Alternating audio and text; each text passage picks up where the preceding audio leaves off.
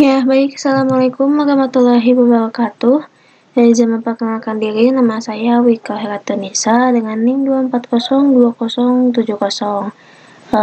Di sini pada mata kuliah struktur beton, saya akan menjelaskan dalam bentuk video, yaitu penjelasan atau sedikit pengetahuan lah tentang apa itu struktur beton betulang. Sebelumnya, saya di sini akan membagi dua videonya agar durasinya tidak terlalu panjang ya teman-teman. Jadi, untuk tahap kita mulai ya.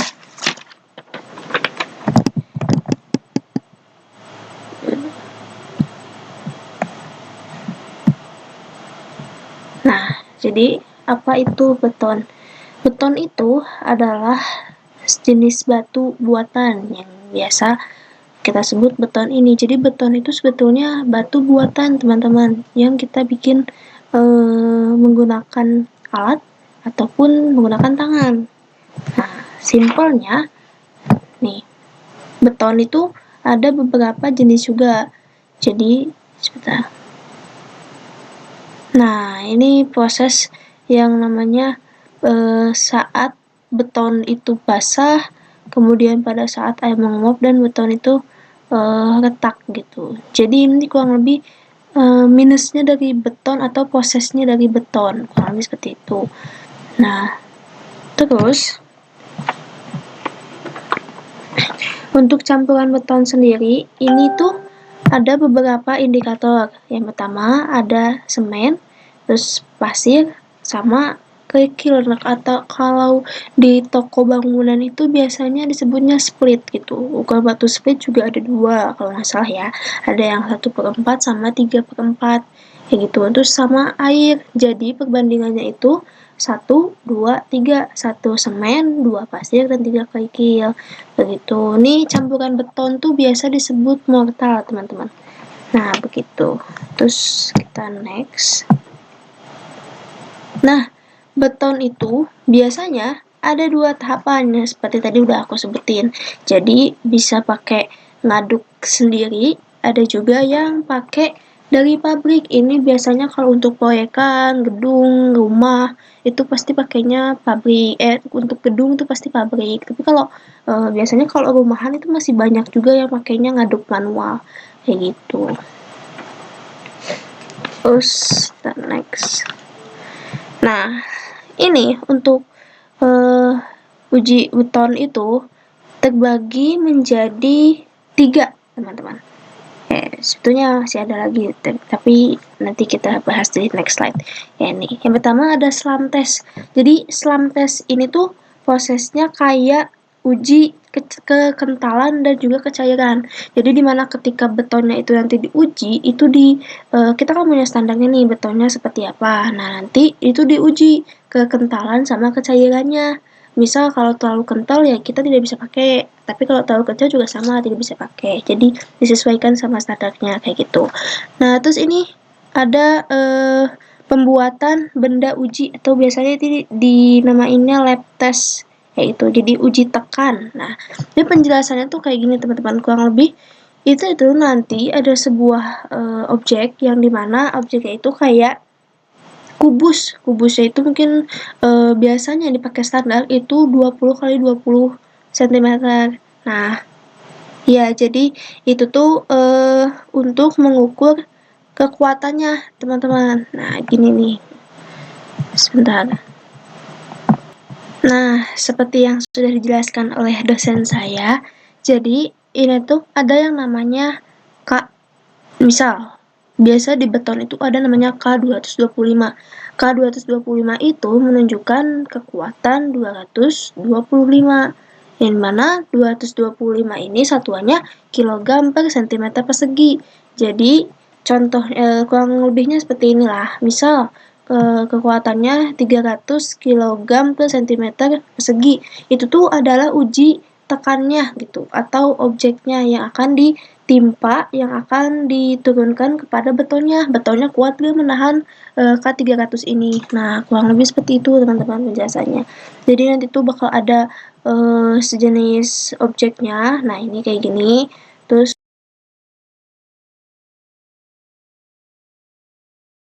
itu bisa kubus, bisa juga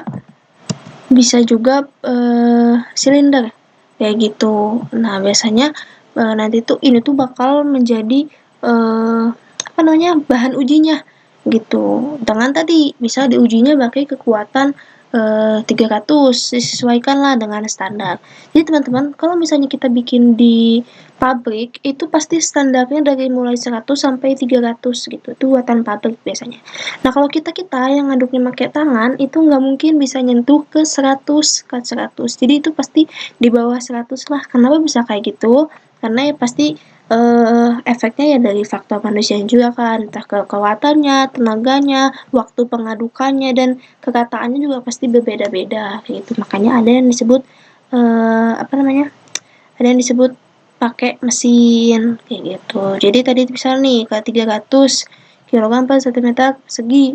Misal bidangnya itu tadi kan kubus nih. Nah, nanti si kubus ini dihitungannya hitungannya berarti kan si perseginya itu bentuknya 20 kali 20 ya. Ya kurang lebih sekitar segitu ukurannya. Biasa dipakai buat pengujian. Ya, butuhnya itu sekitar 300. Berarti kurang lebih bidang yang akan diujinya itu 600. Ini tuh kurang lebih kayak uji tekan sonde gitu. Nanti betonnya di sini, terus nanti alatnya tuh nurun terus sampai kekuatan segitu. Nah, kurang lebih kayak gitulah ya penjelasan teman-teman.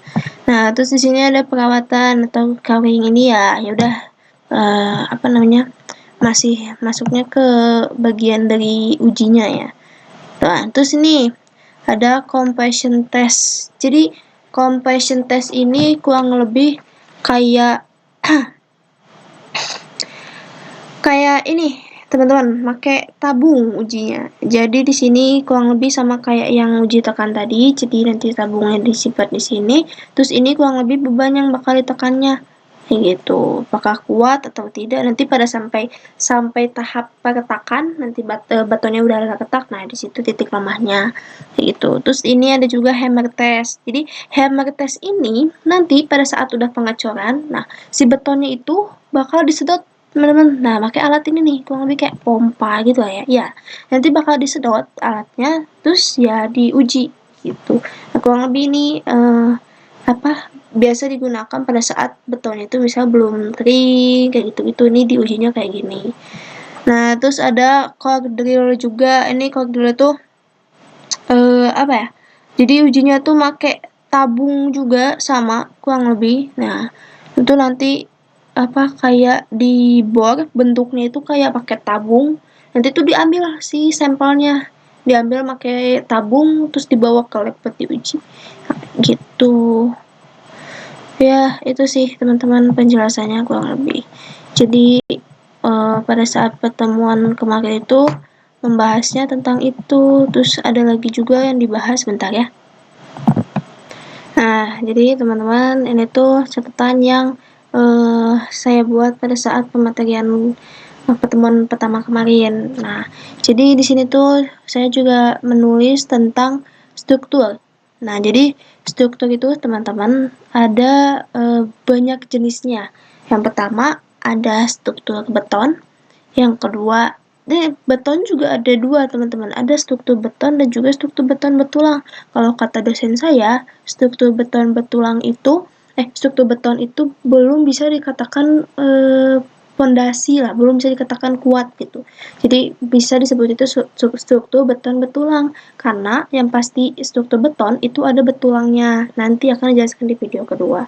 Nah, terus ada juga struktur kayu teman-teman. Nah, kalau misalnya kalian tahu struktur kayu kan itu dipakai biasanya di zaman-zaman dulu ya. Makanya kalau zaman sekarang itu sudah jarang ditemukan masalah struktur kayu ini, karena itu minusnya itu pasti ada rayap, terus penggunaannya tidak bisa cepat, lalu perawatannya juga mahal, sudah lebih mahal juga biayanya, kurang lebih seperti itu. Terus ada namanya struktur baja. Nah, baja ini yang paling umum dipakai gitu sama kita sekarang, karena kalau dibanding 3 struktur tadi, beton, kayu sama baja, itu yang paling baja itu pasti baja itu berat, ya kan? Nah, ada beberapa jenis baja juga kayak baja Habim, terus ada baja bentuk U, lalu ada juga baja WF kayak gitu. Nah, ini biasanya kalau Habim itu khusus buat balok, kalau WF itu biasanya buat kolom atau enggak balok kayak gitu. Ini kalau baja, kita bicara lagi tentang struktur beton. Nah, di sini juga saya menulis tentang yang tadi yang sudah saya jelaskan tentang K100, 125. Ini biasanya standar, teman-teman. Nah, standarnya itu ada di PBI. Nah, ini ada di PBI. Terus ini tuh istilah-istilah dasar dari pembagian atau penyebutan dari beton sendiri, teman-teman. Kenapa? Karena beton itu sekarang itu ada beberapa bukan gitu. Ada 2 standar yang dipakai. Jadi untuk yang PBI ini nih, yang tadi yang K100 kayak gitu-gitu, ini tuh standar yang namanya standar yang dulu digunakan gitu, karena ini tuh sifatnya tuh main aman gitu. Nah, sifatnya tuh kayak gini, jadi ini tuh masuknya ke elastis gitu. Nah, ini tuh memang aman tapi kurang efisien gitu, jadi tetap mengeluarkan biaya yang besar, tapi memang kualitasnya terjamin, hanya saja minusnya itu main aman lah istilahnya. Jadi harganya juga tidak bisa dipotong kayak gitu-gitu. Nah, beda sama yang sekarang. Yang sekarang itu ada namanya SKSNI. Nah, jadi ini tuh kayak force concrete, nah gitu. Itu tadi bentuknya silinder nih, silinder yang ini nih, teman-teman. Maaf. Nah, yang ini silinder ini. Nah, ini kalau yang kubus nih biasanya dipakai buat yang uji elastis tadi. Kalau ini disebutnya uji plastis gitu. Nah, kalau orang-orang zaman sekarang itu sudah makainya yang ini, yang plastis ini, karena itu tuh lebih bisa disesuaikan dengan keadaan gitu. Maksudnya tidak harus pakai yang bagus-bagusnya, maksudnya kita tuh bisa menekan dari biaya dan juga penggunaannya kayak gitu. Jadi orang tuh sekarang lebih beralihnya ke sini karena kualitasnya bagus dan harganya juga murah gitu. Kalau beda sama yang PBI, yang elastis itu pasti oke, memang kualitasnya bagus tapi harganya jauh lebih mahal. Makanya orang pasti mencarinya yang plastis gitu. Ini akan dijelaskan di video kedua ya, teman-teman. Kayak gitu. Terus pembandingan satuannya juga berbeda, teman-teman. Kalau tadi yang elastis itu satuannya kan tadi pakai K. Ya. Itu tuh satuannya nih, kilogram per sentimeter persegi. Nah, kalau misalnya yang silinder, yang plastis, itu pakainya MPa, Newton per milimeter persegi. Kayak gitu. Jadi misalnya gini, K300 itu sama dengan 31 MPa. K225 itu sama dengan 22,5 MPa. Nah, kayak gitu teman-teman penjelasan tentang struktur beton ini.